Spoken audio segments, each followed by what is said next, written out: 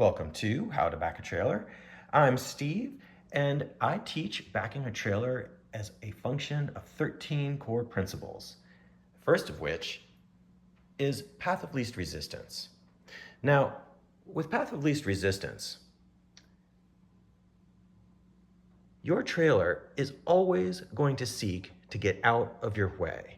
When you put your rig in reverse, your trailer will always step off to one side or to the other. No steering input, perfectly flat road.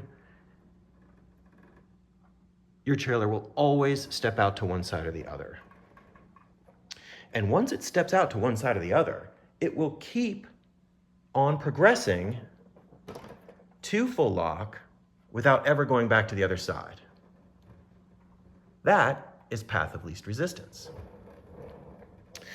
Now, why does that matter? Well, path of least resistance is super tricky because you might be trying to drive in a straight line and you don't put any steering input in, and the trailer doesn't go straight. It always steps off to one side or the other. And because you didn't give it the steering input to do that, you're second guessing what to do with the wheel. That's problem number one. Problem number two is you get the trailer pointed where you think you want it to go, where you want it to go, and you put it in reverse. And it doesn't go where you want it to go. It doesn't just go that way. It never does that. What it does is it closes towards full lock.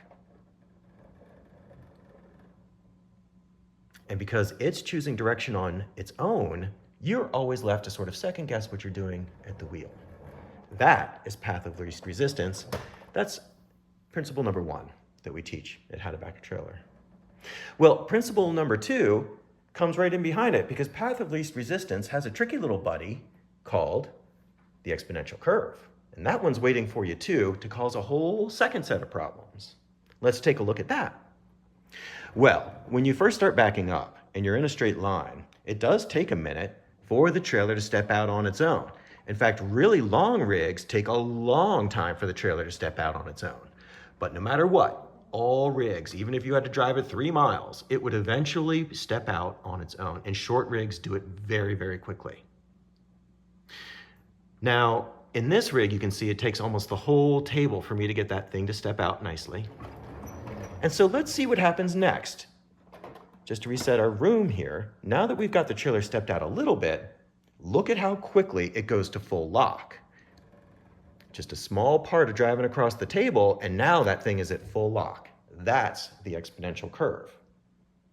What I mean by that is that the rate that this angle closes to full lock, right here, to full lock, that rate happens more and more quickly the tighter that angle gets. So how does that get to be a problem? Well, when we're backing up, we can use the steering wheel to adjust the front end of the rig and change the direction, that tightness of that angle. We can open the angle and we can close the angle. But when you get to this zone where the exponential curve is taken over, it doesn't matter what direction you turn the steering wheel, the front end of your rig can't change that angle anymore faster than the trailer is closing because of the exponential curve. So let's have a look at that. We're coming up toward, the angle is increasing, it's closing much more quickly. And in this zone, you might say, okay, it's time for me to open up my angle again. And so you reach for the steering wheel and you make a change in one direction or the other. It doesn't matter because in this state of the game, it can only close. It doesn't matter which direction we turn the steering wheel here. The exponential curve is winning and the front end of your rig can't get out of the way fast enough to reopen your arc. The only way to do that is to pull forward. That's the exponential curve. Now, that can also come into play as you're predicting what's going to happen with your trailer as you're backing. So as you set a curve and you're driving in a nice arc towards your parking space, you think everything's going great, but once you reach a certain point, that exponential curve takes over and it just wants to shoot over to full lock. Now, I bet a lot of you have had that happen to you before and been very, very frustrated. Well, at How to Back a Trailer, we teach backing mastery. It is not enough to just tell someone to take a hold of the bottom of the steering wheel and turn it one way or the other and poof, that's everything you need to know about backing a trailer. In fact, we teach trailer backing in 13 principles. And the goal being that you get simple mastery. What do we mean by simple mastery?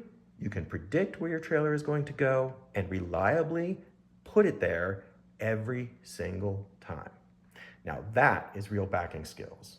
That is looking forward to the next time you go to the boat ramp because it's fun to show off great backing skills. That true backing mastery means that the week that you're leading up to your camping trip, you're not having anxiety. Also, during those precious moments when you're on your trip, you don't have anything to fight over anymore. There's no stress. You can tell your family to go take a walk around the campground while you calmly and coolly put your rig into its space and get to work, spend your time enjoying yourself. That is backing mastery. You can have it. Now, before you go today, I want to teach you the third principle that I get into before I ever start reaching for the steering wheel, and this one can really help the self-starters out there. Guys, if you've ever wondered why it's so chaotic when you're trying to back, and sure, you've got tips and tricks you do with the steering wheel, but you don't ever really feel like you know where your trailer is going to go. You're always guessing. There's a key insight, and this is principle number 3. It is the rear axle of your tow vehicle that is the steer axle for your trailer. That right there is the actual vehicle you are backing up, not this. It's that.